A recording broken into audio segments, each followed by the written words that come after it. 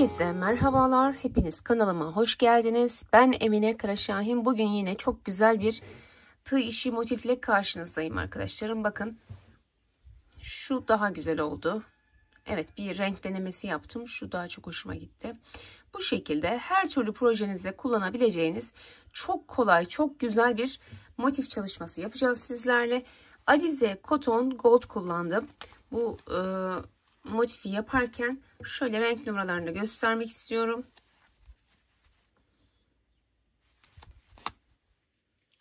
Evet, sarı da bu şekilde arkadaşlar.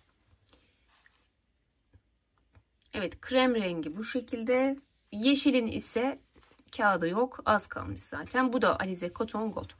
İplerimin tamamı Alize Cotton Gold. Kalmış iplerinizi değerlendirebilirsiniz bu projeyi yaparken. Şimdi ilk önce şöyle parmağıma 2 kez sarıyorum. Bir sihirli halka yapıyorum. Böyle. Şöyle 1, 2, 3. 3 milimlik de bir tığ kullandım arkadaşlar. Onu da göstereyim. Daha sonra bu zincirden sonra 15 tane ikili trabzan yapıyoruz buraya. Yani zincirle birlikte 16 tane olacak.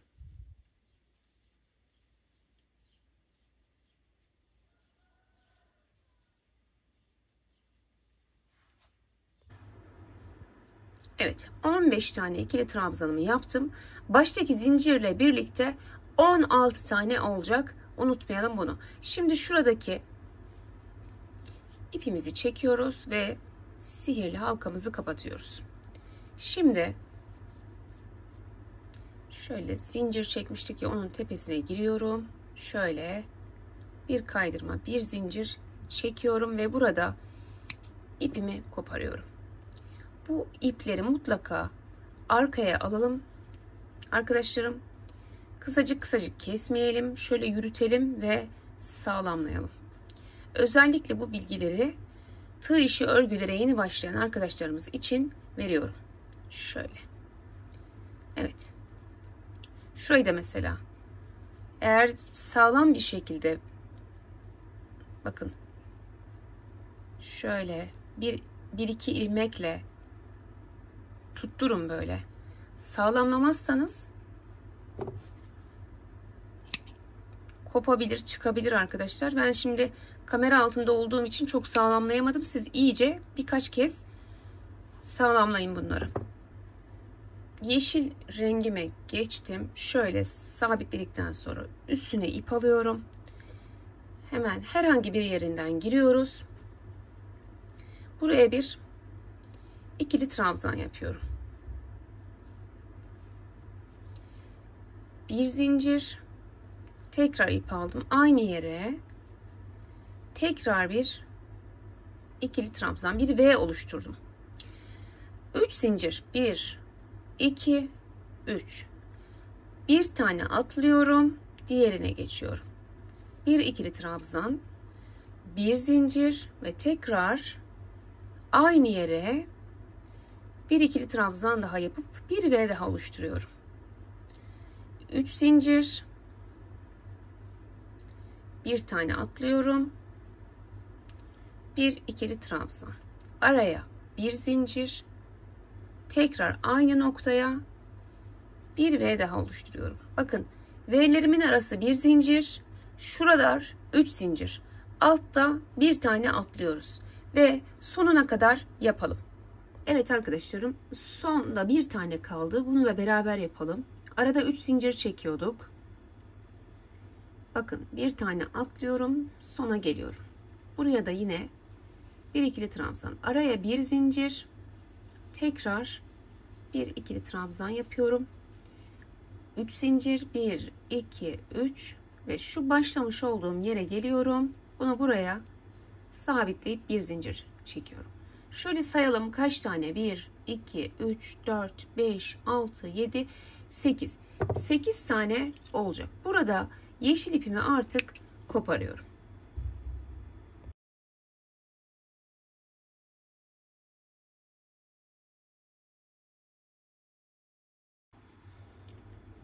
Evet, şimdi herhangi bir V'nin içine giriyoruz.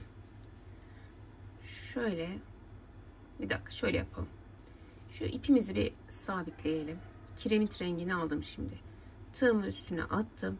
Yani ipimi getiriyorum. Herhangi bir V'nin içine girelim arkadaşlar. Giriyorum. Bir ikili trabzan yaptım bakın. Buraya 6 tane ikili trabzan yapıyoruz. 3 4 5 ve 6. 1 2 3 4 5 6. Şöyle başladığım yere bakın, şöyle alıyorum. 5 zincir. 1 2 3 4 ve 5. Tekrar tığımın üstüne ip aldım. Buradaki V'ye geliyorum. Hep V'lerin içine çalışıyoruz. Yine 6 tane ikili trabzan yapıyoruz.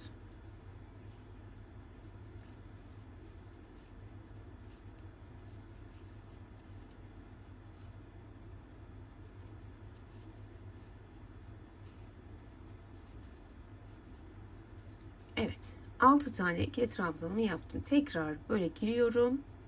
Şu ipi alıyorum. Burayı böyle birleştiriyorum. 5 zincir. 1 2 3 4 ve 5. Diğer V'ye giriyorum ve tekrar 6 tane ikili trabzan yapıyorum.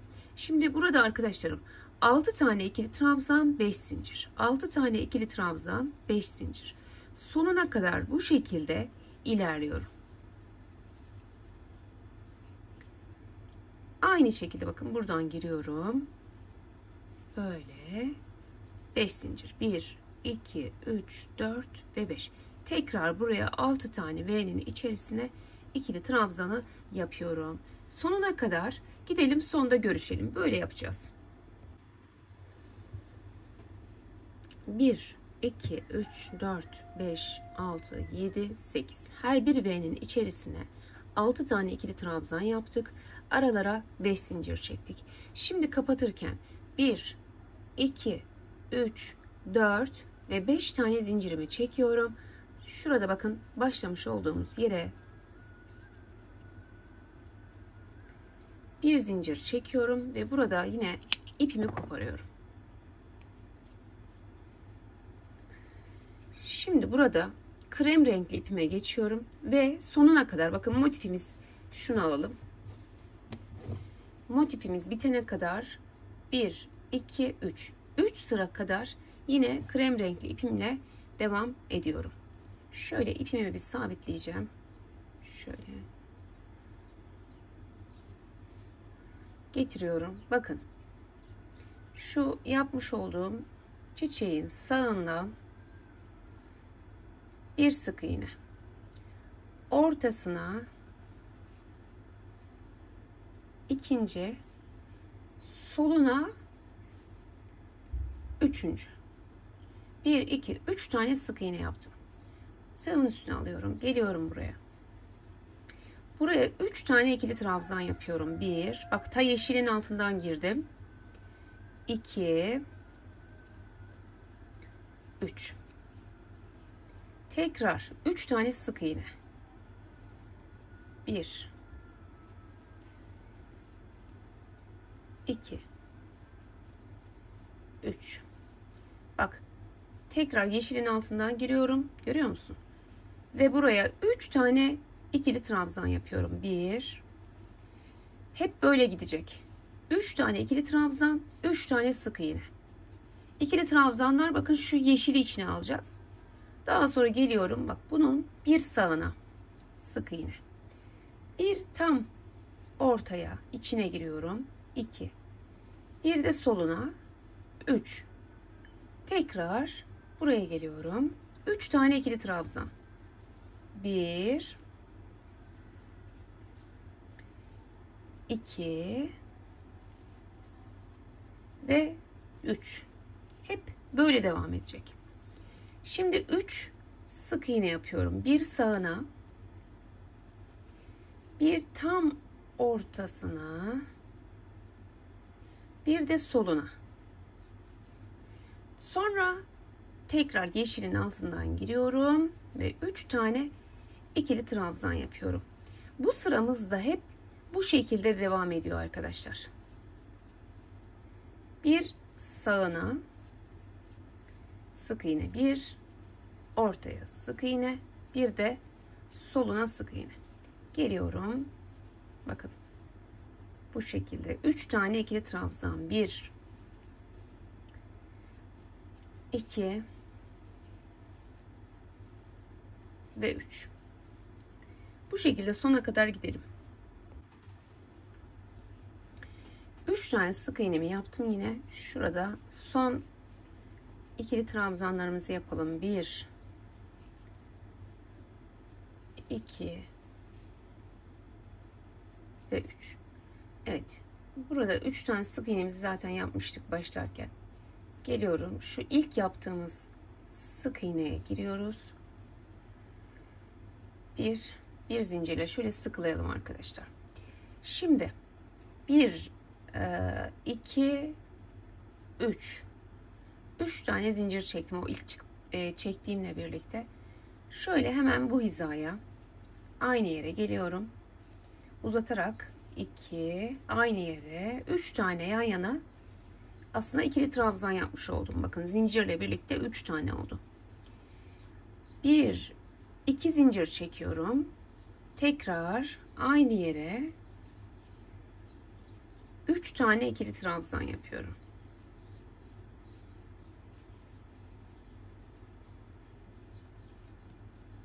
Bakın hepsini aynı yere yaptık. Şimdi bakın 1 2 atlıyorum. Üçüncüye, yani aslında şuraya yapıyoruz ya, şu yandaki ikili trabzanların tam ortasına, hiç saymaya bile gerek yok bakın. Geliyorum, buradan başlıyorum sık iğneler yapmaya. Tam 7 tane sık iğne yapıyoruz. 1 2 3 4 sıkmıyorum bakın. 5 6 7. Tam diğerinin bakın tam ortasına kadar geldim. Şimdi buraya da diğer köşemizi yapacağız. Üstüne aldım. Tekrar bak 1 2 atlıyorum, üçüncüye geliyorum. Yani tam şu tomurcuğun arkasına geliyoruz köşeyi yaparken. Uzatarak yapıyorum. Eğer uzatamıyorsanız, kısa oluyorsa üçlü trabzan yapabilirsiniz burada. Köşe olduğu için biraz belirgin olsun arkadaşlar. Uzatarak yapın ya da üçlü trabzan yapın. Arada 2 zincir var. Tekrar aynı noktaya geliyorum.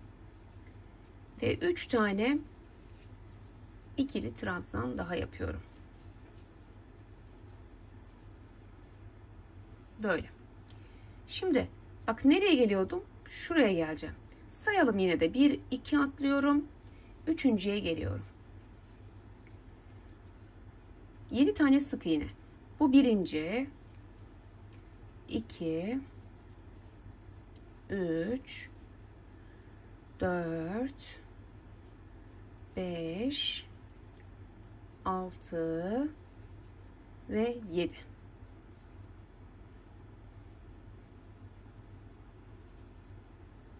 Yedi tane sık iğnemi yaptım. Şimdi diğer köşemizi yapacağız. Üstüne alıyorum. Bak tam şuraya olacak. Tam şu tomurcuğun arkasına çünkü. Yine de sayalım. 1 2 atlıyoruz. Üçüncüye geliyoruz. 3 tane aynı yere uzata uzata bakın ikili trabzan yaptım. 2 zincir çekiyorum. Tekrar aynı yere 3 tane daha ikili trabzan yapıyoruz. Şimdi bak şuraya geleceğim. Gördün mü? 1 2 atladım. Üçüncüye giriyorum. 1 2 3 4 5 6 7 de tam diğerinin ortasına geliyor. 7. Köşelerimiz oluştu. Şimdi diğer köşemizi tam şuraya geliyorum. Bak hiç saymama bile gerek yok. Direkt tomurcuğun arkasına. Yine 3 tane ikili trabzan. Burayı hiç kesmedim arkadaşlar. Beraber yaptık. Belki burada biraz yanılabilirsiniz. 2 zincir çektim. Tekrar 3 tane ikili trabzan.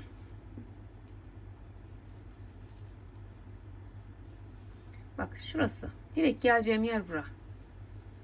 1 2 3 4 5 6 ve 7. Tamam. Burada artık arada zaten mesafemiz oluyordu.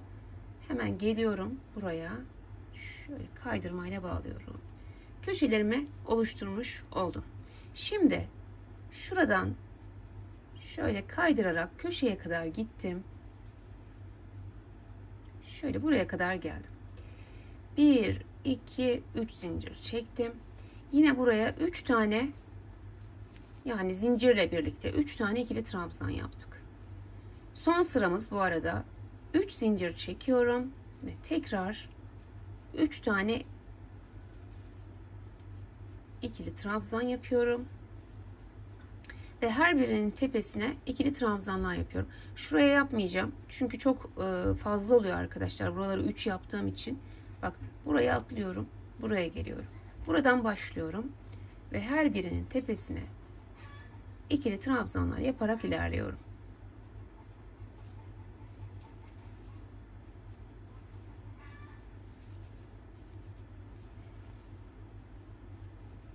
Evet. Gördüğünüz gibi her birine girerek geldim.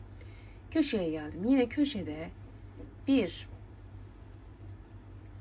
2 3 zincir, aynı yere tekrar 1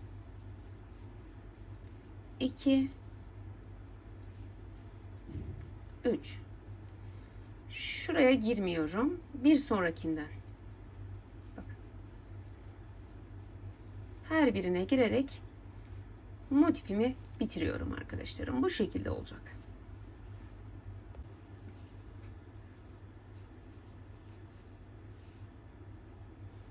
Evet, kaydırma yaptığım noktaya geldim. Bakın burada da kaydırmaları içeri alacak şekilde şöyle devam edin.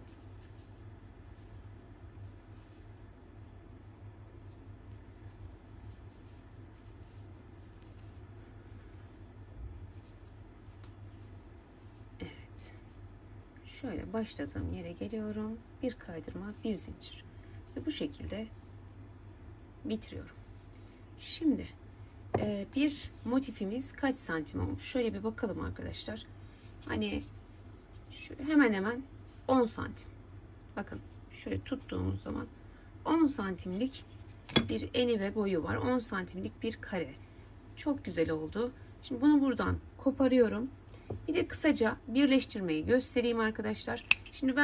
Şimdi arkadaşlarım motifimizi birleştirelim hemen hızlıca. Hangi renkle yapalım? İstediğiniz, burada içerisinde bulunan istediğiniz renkle yapabilirsiniz. Kırmızıyla da olur, sarıyla da olur, yeşille de olur.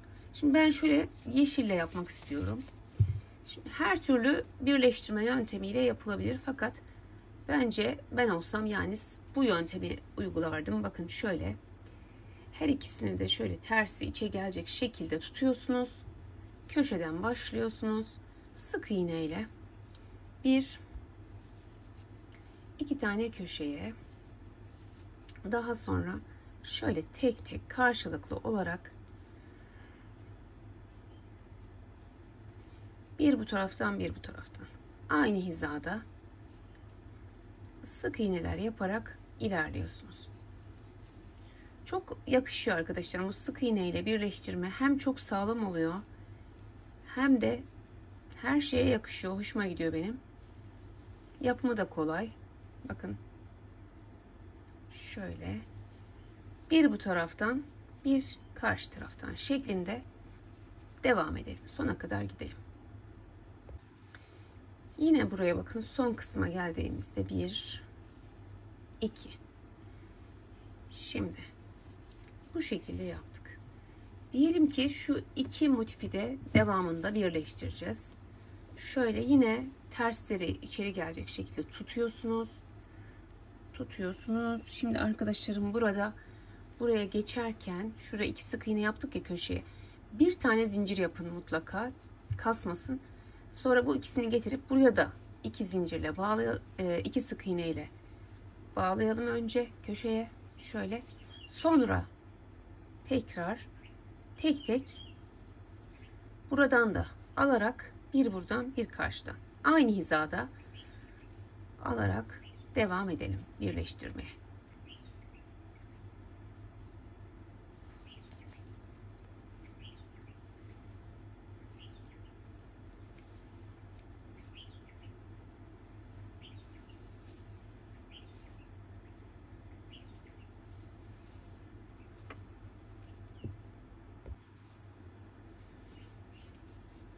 Son köşeye de 2 tane sık iğne yapıyorum. Bir zincir çekiyorum. Burada ipimi koparıyorum. Şimdi bakın şu şekilde birleştirdik. Şimdi şöyle getiriyoruz. Evet.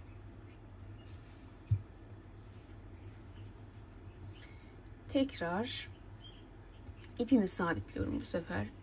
Şöyle alıyorum. Yine aynı şekilde köşeden 2 tane sık iğne ile başlayalım. 1 2 daha sonra şöyle aynı şekilde her birinden alarak ilerleyelim.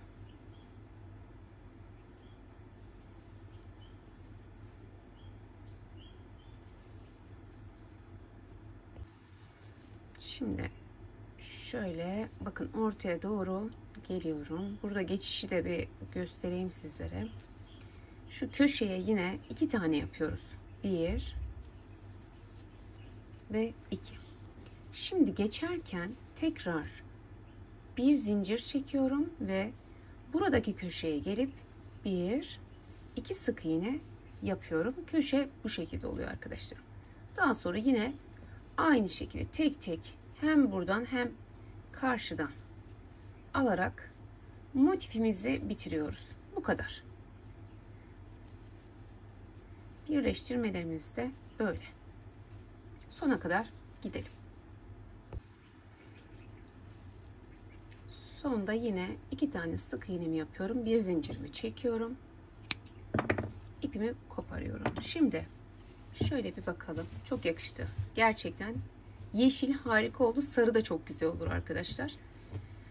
Gördüğünüz gibi motifimiz bu şekilde kolayca da birleşmiş oldu. Evet arkadaşlarım, umarım videom anlaşılır olmuştur. Beni izlediğiniz için çok teşekkür ediyorum. Başka videolarda yeni modellerle görüşmek dileğiyle. Hoşça kalın, sağlıkla kalın. Allah'a emanet olun.